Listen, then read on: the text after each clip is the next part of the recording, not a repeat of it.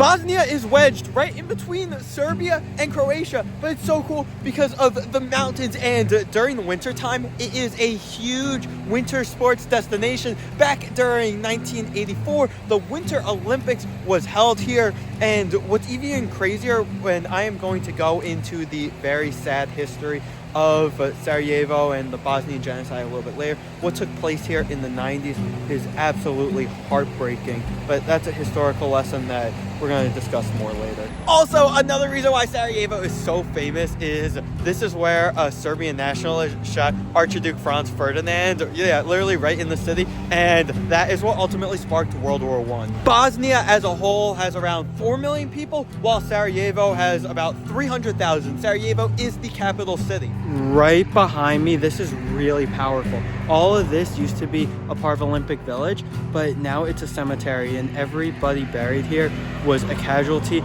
in the 90s during the war. It's a large plot of land, and there's even more across the street.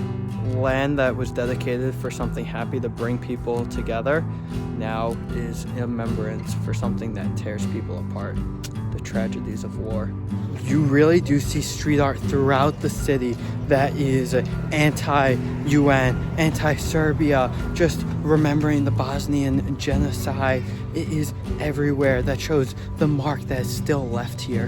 Here's the Eternal Flame, and it is actually here because of World War II. It's to memorialize the victims, both military and civilian, of World War II. I didn't even know this. Nazi Germany had control of Sarajevo, and also at that time the fascist state of Croatia had control here too.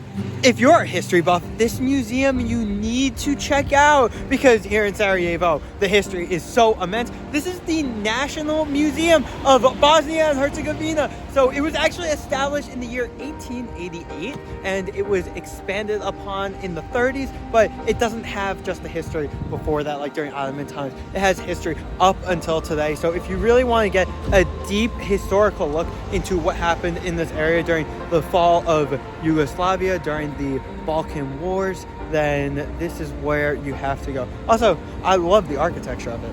The graffiti that's behind me that says "Don't forget Srebrenica," it is a powerful reminder for what happened during the 90s. So in 1995, you had these Bosnian Serb forces from the Republika Srpska who came into a small town, Srebrenica, and executed 8,000 men and boys as part of the Bosnian genocide. It is considered one of the worst acts, if not the single worst massacre since World War II. Especially when you think of memory politics, I mean, that is alive and well here, and people here are still living with the pain so deeply, because if you grew up here, anyone really above the age right now of like 25, 30 years old has a deep memory of it.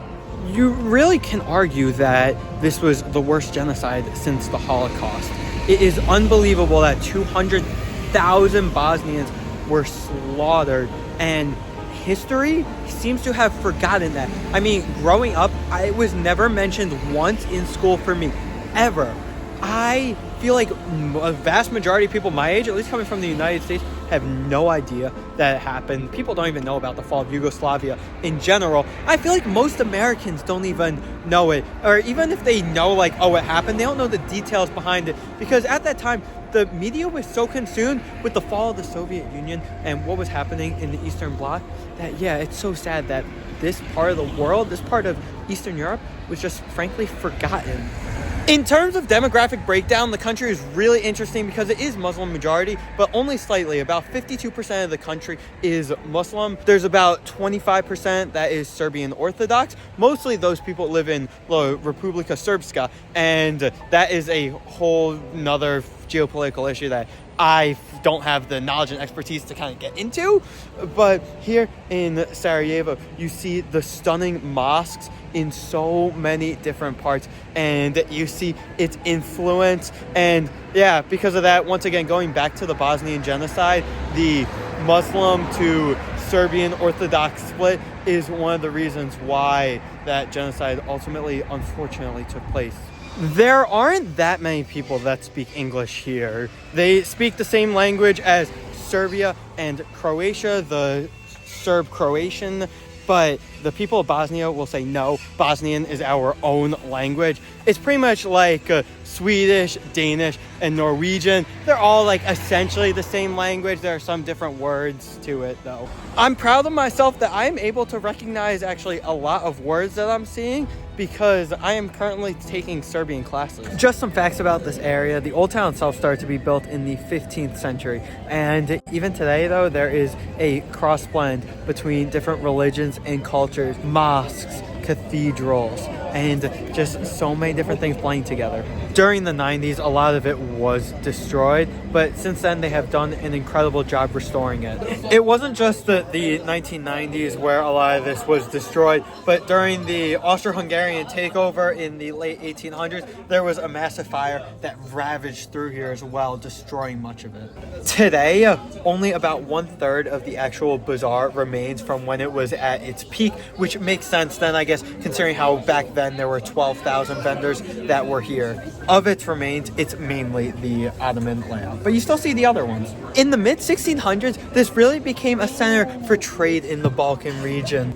Traditional copperware, textiles, jewelry, that was still all very popular back then, and that is what really was traded in the market then. During the siege of Sarajevo, where the Serb forces cut off food, water, basic supplies to the people of this area, the old town suffered catastrophic damage because of the Serbian military force. And so much of this was completely leveled to the ground. And it's unbelievable to think about that. That was literally just 30 years ago. During just the siege of Sarajevo alone, 11,000 individuals lost their lives. Legend has it that during its peak, during the 16th and 17th century, that there were over 12,000 vendors who came here and sold their things, traded every single day. I mean, if that is the actual true statistic, that is mind-blowing, which means way back when, here, sure, yeah, this is large, but it must have encapsulated so much more of the city if that number is accurate. I really love the residential community, how you have the parks all throughout, and you have some homes and apartments mixed together, and it really is just such a vibe. You have some fountains. I'm in Olympic Village of the 1984 Winter Olympics, and you have the ice skating rink here, you have the National Olympic Stadium down there, and when the Olympics were here in '84, it was the first time a lot of people across the globe ever heard of Sarajevo. It was the first time the city was really put on the map. It was interesting because it brought an influx of money, but since then, a lot of these structures have gone abandoned, and we see in Olympic Village, there's not much going on anymore. It's rather empty. You just have like a few people just like walking around, I guess, to see what it's like. You see that's a common theme in many cities that have hosted the Olympics over time. They build up the infrastructure for the 2-week period, and then it kind of goes to waste. But it's cool to be in this presence now. It's rather abandoned. This gives you a very eerie feel just walking around the ground.